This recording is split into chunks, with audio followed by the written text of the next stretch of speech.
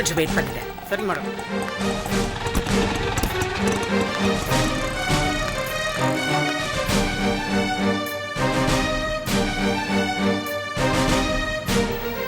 அம்மா வா செல்லம்மா. அண்ணி இருக்காங்களா? முத்தழகி வா செல்லம்மா, உட்காரு. அண்ணி வாங்க போலாம். சரி வா போலாம். இப்படி இல்ல, குழந்தைக்கு தேவையானது துணிமணி, பாட்டில், அப்புறம் உங்களுக்கு ஒரு 2-3 நாளைக்கு தேவையான துணிமணி எல்லாம் எடுத்துட்டு வாங்க. சரிம்மா. செல்லம்மா, அவளை எங்க கூட்டிட்டு போற? கல்யாணத்துக்கு சம்மதிச்சிட்டீங்களே, அந்த வேலையெல்லாம் யார் பாக்குறது? பத்திரிக்கை அடிக்கணும், கல்யாண மண்டபம் புக் பண்ணணும், சொந்த பந்தத்தை கூப்பிடணும், சீர்வரிசைக்கு ஏற்பாடு பண்ணணும். இத்தனை வேலை இருக்கு. அதான் நான் அண்ணியை கூட்டிட்டு போறேன்.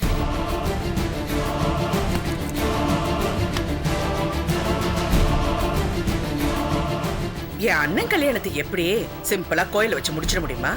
நல்லா கிராண்டா பண்ண வேண்டாம்? பாருங்க, நான் கூப்பிட்ட உடனே ஏன் எதுக்குன்னு கூட கேட்காம என் கூடவே வராங்க.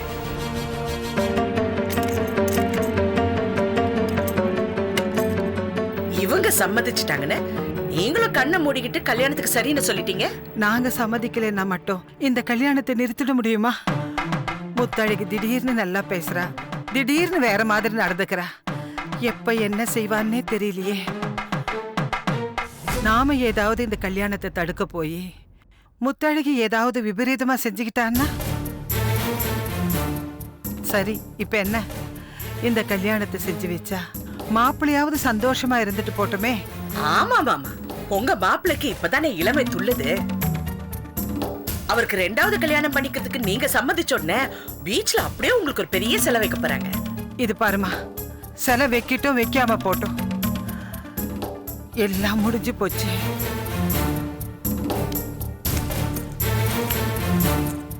இதுல நீ தலையிட்டு எந்த பிரச்சனையும் பண்ணிடாத. அந்த கவலை எல்லாம் உங்களுக்கு வேண்டாமா? நான் ஏன் பிரச்சனை பண்ண போறேன்? இந்த கல்யாணத்தை முன்னாடி நின்னு நல்லபடியா நடத்தி வைக்க போறேன். நீ பேசுறத பார்த்தா எனக்கு ரொம்ப பயமா இருக்கு. குழந்தை கொடுங்க. நீ வேணா பேக் வச்சுக்கோ. முத்தழகிய கூட்டிட்டு எங்க போற? நில்லுமா. ஏன் அவங்க என் கூட வந்தா என்ன தப்பு? மாப்பிள்ள வந்தா நான் என்ன பதில் சொல்றது? உங்க தங்கச்சி வந்திருந்தா உங்களுக்கும் ஸ்னேகாவுக்கும் கல்யாணம் ஏற்பாடு செய்யறதுக்காக உங்க பொண்டாட்டிய கூட்டிட்டு போயிருக்காங்கன்னு சொல்லுங்க. அவருக்கு நல்லா புரியும். வாங்க நீ போலாம். செல்லம்மா, முத்தழகி, முத்தழகி, நான் சொல்றதை கேளுமா, போகாதம்மா. வாங்க நீ. முத்தழகி,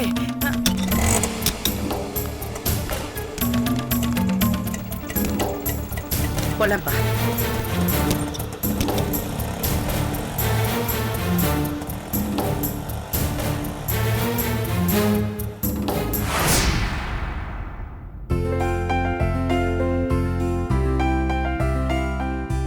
முல்லை பெரியாறு அணையை ஆய்வு செய்த வல்லுநர் குழு விடுத்துள்ள அறிக்கையில் அணை பலமாக இருப்பதாகவும் அதன் முழு கொள்ளளவு வரை நீரை தேக்கிக் கொள்ளலாம் என்றும் தெரிவிக்கப்பட்டுள்ளது. ஏங்க, சேனலை மாத்துங்களேன், ஏதாவது பாட்டுக்கிட்டு வைங்களேன். எப்ப பார்த்தாலும் நியூஸ் தான் பாப்பீங்களா? நாட்டு நடப்பை பத்தி தெரிஞ்சுக்கணும் பார்த்தா விடமாட்ட போட்டிருக்க. இங்க வீட்டு நடப்பே சரியில்லை, இதுல நாட்டு நடப்பு தெரிஞ்ச என்ன போகுது? உனக்கு எவ்வளவு கொண்டு வந்து கொட்டினாலும் பத்தாதடி. ஆமா ஆமா, கொண்டாந்து அப்படியே கொட்டுறீங்க. அடியை சாப்பிட விடண்டி நிம்மதியா, உயிரை வாங்காதடி, சும்மா இரு. நீ சாப்பிட ஆத்தர செல்லம், ஆத்தரடி. ஓ, இது வேணாமா? ஆத்தர ஒரே வாட்டி, ஒரே வாய் சாப்பிட தங்கம். இன்னும் ஒரு வாய். நேற்று இரவு குழந்தைகளை கடத்தி விற்பனை செய்யும் மர்ம கும்பல் ஒன்றை காவல்துறையினர் சுற்றி வளைத்து கைது செய்துள்ளனர். சமீப காலமாக மருத்துவமனைகளில் இருந்து பச்சிளம் குழந்தைகள் காணாமல் போவது தொடர்கதையாகி வருகிறது. இது தொடர்பாக காவல்துறையினர் தனிப்படை அமைத்து தீவிரமாக தேடி வந்தனர். அப்போது சந்தேகத்திற்கிடமாக நேற்று காலை விக்டர் மருத்துவமனையில் இருந்து நர்ஸ் ஒருவர் பச்சிளம் குழந்தை ஒன்றை தூக்கிச் செல்வதை கண்ட காவல்துறையினர் அவரை பின்தொடர்ந்து கைது செய்து விசாரித்த போது அவருடன் சேர்ந்த 10 பேர் கொண்ட கும்பல் ஒன்று 7-8 வருடங்களாக குழந்தை கடத்தலில் ஈடுபட்டது தெரியவந்தது. அவர்களை கைது செய்த காவல்துறையினர் சிறையில் அடைத்தனர்.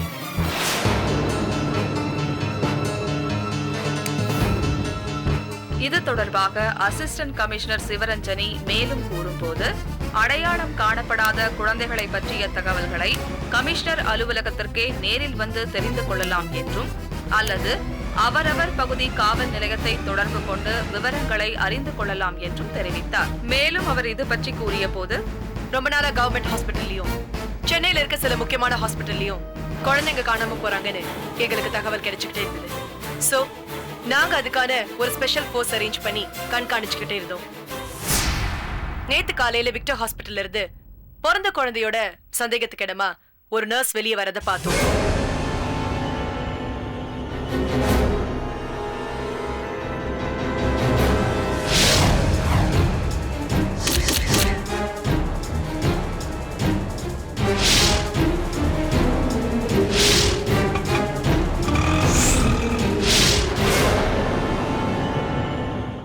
அவளை பிடிச்சு விசாரிச்சதுல அவளோட சேர்ந்து 10 பேரு கொண்ட கும்பல் எங்க கிட்ட சிக்கிறாங்க. அவங்கள விசாரிச்சதுல கிட்டத்தட்ட 4-5 வருஷமா இந்த வேலையை செஞ்சுட்டு இருக்காங்க நாங்க கண்டுபிடிச்சோம். எல்லாரையுமே அரெஸ்ட் பண்ணியாச்சு. அவங்க கிட்ட இருந்து கிடைச்ச இன்ஃபர்மேஷன் படி இது வரைக்கும் 100 குழந்தைங்களுக்கு மேல கடத்திருக்காங்க நாங்க சந்தேகப்படுறோம். விசாரணை நடந்துகிட்டு இருக்கு. இப்போதைக்கு 15 குழந்தைகளை மீட்டிருக்கோம். சம்பந்தப்பட்டவங்க கிட்ட கூடிய சீக்கிரம் ஒப்படைச்சிருக்கோம்.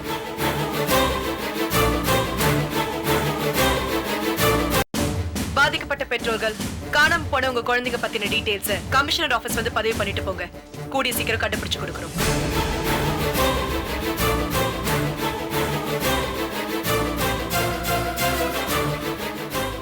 எல்லை தாண்டி மீன் பிடித்ததாக கூறி தமிழக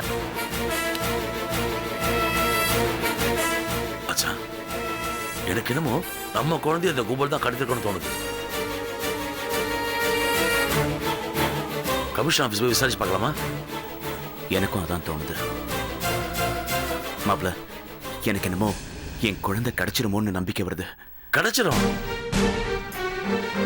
ஆனா நம்ம கமிஷனர் ஆபீஸ் போய் என் குழந்தைய பத்தி விசாரிக்க முடியாது. ஏன்னு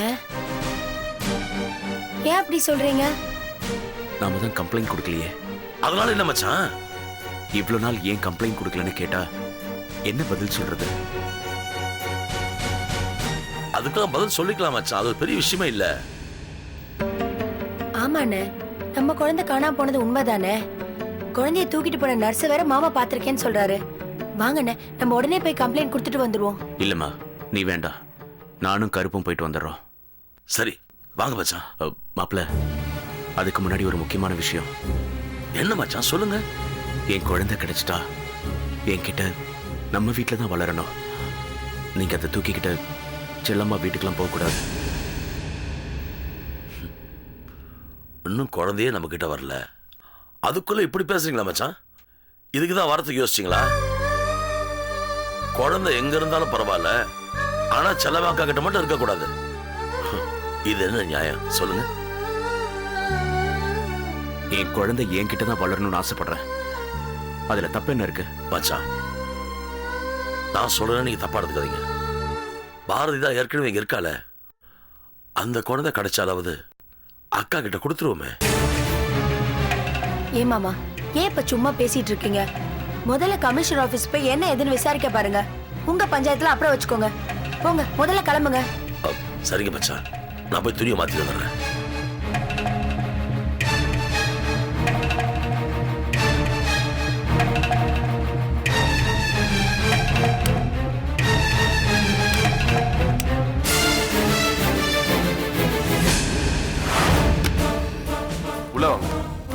உள்ள போங்க மச்சான்.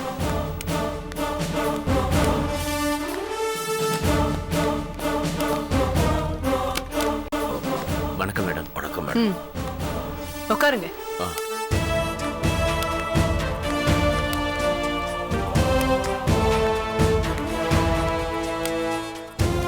சொல்லுங்க, என்ன விஷயமா என்ன பார்க்க வந்திருக்கீங்க? டிவியில நியூஸ் பார்த்தோம், எங்க குழந்தையும் காணோம். அதான் விசாரிச்சு போலான்னு வந்தோம். எங்க குழந்தையும்னா? செல்லம்மாக்காவோட குழந்தை தான். வாட்? செல்லம்மாவோட குழந்தையா? எப்போ, எப்படி? மேடம், செல்லம்மாக்காக்கு 2 குழந்தை பிறந்தது இல்லையா? தெரியும். அதுல ஒரு குழந்தை இறந்து போச்சு. மேடம், அந்த குழந்தை சாகல. அந்த குழந்தை உயிரோடு இருக்க விஷயமே இது வரைக்கும் செல்லமாக்காக்கு தெரியாது. என்ன சொல்ற?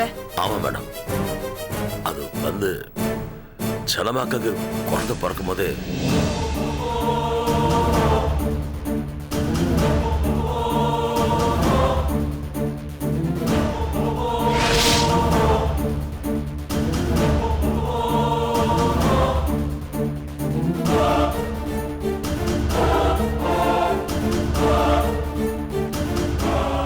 சரி, எந்த ஸ்டேஷன்ல கம்ப்ளைண்ட் கொடுத்திருக்கீங்க? இது வரைக்கும் நாங்க கம்ப்ளைண்ட் எதுவும் கொடுக்கல. என்ன இவ்வளவு கேர்லெஸ்ஸா இருக்கீங்க? அப்ப இது வரைக்கும் குழந்தையை கண்டுபிடிக்கிறதுக்கு எந்த முயற்சியும் எடுக்கல. மேடம், நீங்க நினைக்கிற மாதிரி நாங்க சும்மா இல்ல, முயற்சி பண்ணிக்கிட்டு தான் இருக்கோம். என்ன முயற்சி பண்ணீங்க? ஊர் ஊரா போய் தேடினீங்களா இல்ல தெரு தெருவா போய் தேடினீங்களா? குழந்தையை தொலைச்சிட்டு அசால்ட்டா வந்து சொல்றீங்க. ஒரு தகப்பனா பொறுப்பா பேசுங்க. இதுவே இந்த விஷயம் செல்லம்மாவுக்கு தெரிஞ்சிருந்தா எப்படியாவது அந்த குழந்தையை தேடி கண்டுபிடிச்சிருப்பாங்க. மேடம், ஆம்பளைங்க எங்களாலேயே தேடி கண்டுபிடிக்க முடியல, அவ என்ன பண்ணிருப்பா? What nonsense! ஆம்பளை சொல்லிக்கிட்டா மட்டும் பத்தாது. உங்க குழந்தைய நீங்க பொறுப்பா தேடி கண்டுபிடிச்சிருக்கணும். அதை விட்டுட்டு என்னென்னமோ பேசுறீங்க. முதல்ல உங்க குழந்தை எப்போ எப்படி காணாம போச்சுன்னு கம்ப்ளைண்ட் எழுதி கொடுங்க. கருப்பு, கம்ப்ளைண்ட்லாம் ஒண்ணு வேண்டாம், வாங்க போலாம். முட்டாள்தனமா பேசாதீங்க. நீங்க கம்ப்ளைண்ட் கொடுத்தாதான் எங்களால ஆக்ஷன் எடுக்க முடியும். நாளைக்கு காணாம போன குழந்தைக்கு உயிருக்கு ஏதாவது ஆபத்து வந்துச்சுன்னா உடனே போலீஸ் டிபார்ட்மெண்ட் மேல குற்றம் சொல்லிடுவீங்க. இந்த ஒரு வருஷத்துல 100 குழந்தைங்க காணாம போயிருக்கு. உங்க குழந்தை காணாம போய் 1 வருஷம் ஆகுது. உங்கள மாதிரிதான் பல பேர் நாமளே தேடிக்கலான்னு ஒரு குருட்டு நம்பிக்கையில போலீஸோட நாலேஜ்க்கு கொண்டு வராம இருந்திருக்காங்க. இதெல்லாம் முன்கூட்டியே தெரிஞ்சிருந்தா இவ்வளவு பெரிய குற்றம் நடக்காம தடுத்திருக்கு. முதல்ல போலீஸ் டிபார்ட்மெண்ட் மேல நம்பிக்கை வைங்க. நானே தேடிக்கிறேன்னா வருஷம் பூரா தேடிக்கிட்டே இருக்க வேண்டியதான். Thanks madam. வாங்க, வர மேடம். மச்சா, வாங்க மேம். இல்ல மச்சா, மேடம் நீங்க வாங்க. பாருங்க மேடம்.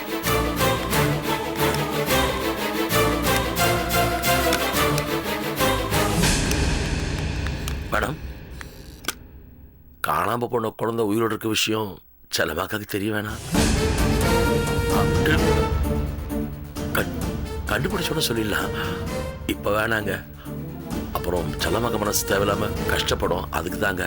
குழந்தை காணாம போச்சுன்னு கம்ப்ளைண்ட் கொடுக்கறதுக்கு வக்கல்ல, பேச வந்துட்டேன். இல்லையா? Foolish people.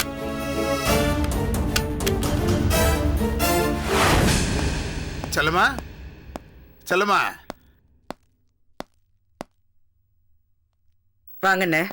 உடம்பு எப்படிமா இருக்கு? நல்லா இருக்கு. முத்தழகியும் குழந்தையும் வீட்டுக்கு வந்து கூப்பிட்டு வந்துட்டியாமே, அத்தை சொன்னாங்க. என்னம்மா விஷயம்? எல்லாம் உங்க கல்யாண விஷயம் தான். சீர்வரிசை வாங்கணும், நிறைய வேலை இருக்குல்ல. உங்களுக்கு என்ன பிடிக்கும்னு அன்னைக்கு தானே தெரியும், அதனாலதான் கூட்டிட்டு வந்தேன். என்னம்மா வார்த்தையில ஒரு மாதிரியா பேசுறேன்? நீங்க நடந்துக்கிறது மட்டும் சரியா என்ன? இப்ப நான் என்ன பண்ணிட்டேன்? இன்னும் என்ன பண்ணணுங்கிறீங்க? அந்த தவசி எதுக்கு நான் உங்க கூட வச்சிருக்கீங்க? அந்த ஆளை சப்போர்ட் பண்ணி கூட பிறகு தம்பியோட சண்டை போட்டு வீட்டை விட்டு துரத்திட்டீங்க. ஏமா, அட்ஜஸ்ட் பண்ணி வேலையை பாடுறான்னு சொன்னேன், அதுக்கு கோச்சிட்டு போயிட்டான். அதுக்கு நான் என்ன பண்ண முடியும்? சரி, அதை விடுங்க. கல்யாணத்தை எப்ப வச்சிருக்கீங்க அதை சொல்லுங்க. என்ன செல்லம்மா முட்டாள்தனமா பேசிட்டு இருக்க? நான் கல்யாணம் பண்ணிக்க போறேன்னு உனக்கு யார் சொன்னா? யார் சொன்ன என்ன? விஷயம் உண்மை தானே? அதான் கல்யாணத்துக்கு அண்ணி சரின்னு சொல்லிட்டாங்களே. பத்தாதுக்கு அவங்க அம்மாவும் சரின்னு சொல்லிட்டாங்க. அதுக்கப்புறம் என்ன? அம்மா, யாரையும் நான் கல்யாணம் பண்ணிக்கணுன்ற எண்ணத்திலேயே இல்லைம்மா. யாரோ சொன்னதை நம்பிக்கிட்டு நீ பேசிக்கிட்டே போற. இதை பாருமா, ஒரு காலத்தில் ஸ்னேகா காலத்தில் தாலியை கட்ட நான் தயாராக தான் இருந்தேன், அது உண்மைதான். ஆனால் இப்போ அப்படி இல்லைம்மா. பொய் சொல்லாதீங்கண்ணே. அந்த தவசி மணியரசு கூப்பிட்டு வர 13ஆம் தேதி உன் அண்ணனுக்கும் என் பொண்ணுக்கும் கல்யாணம் சொல்லிருக்காரு. நீங்க சம்மதிச்சதுனாலதான் அவர் அப்படி சொல்லிருக்காரு. பொண்ணு மட்டும் சொல்றேன்னு உங்களை கல்யாணம் செஞ்ச நாள்ல இருந்து நீங்க தான் உலகன்னு உங்களே நம்பி வாழ்ந்துட்டு இருக்காங்க அண்ணி. அவங்களுக்கு துரோகம் பண்ணிட்டு அந்த ஸ்னேகாவோட நீங்க வாழ்ந்துட்டு இருந்தீங்க. ரத்னா செத்ததுக்கு அப்புறம் இப்ப நடப்படமா வாழ்ந்துட்டு இருக்காங்க. இப்ப அத காரணமா காட்டி நீங்க இன்னொரு கல்யாணம் பண்ணிக்கணும்னு முடிவும் பண்ணிருக்கீங்க.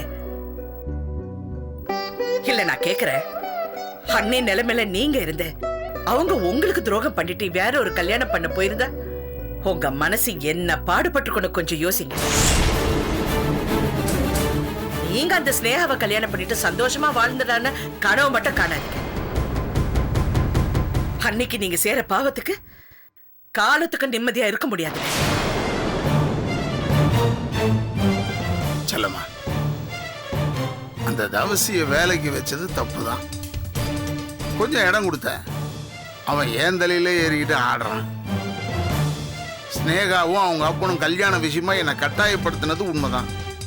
முத்தழகியை நான் சம்மதிக்க வச்சதும் உண்மைதான். அப்ப இருந்த மனநிலையில என்ன முடிவெடுக்கிறதுன்னு எனக்கே தெரியலம்மா. ஆனா இப்ப சொல்றேம்மா, அந்த கல்யாணம் நடக்காது. அண்ணே, அன்னைக்கு நீங்க துரோகம் செய்ய மாட்டேன்னு நீங்க சொல்றது உண்மைனா, இந்த தங்கச்சி வார்த்தைக்கு மரியாதை கொடுக்கறது உண்மைனா, முதல்ல அந்த தவசியும் ஸ்னேகாவும் பார்த்து இந்த கல்யாணம் நடக்காதுன்னு சொல்லி முடிவு பண்ணிட்டீங்க வாங்க. அப்ப நான் நம்புறேன்.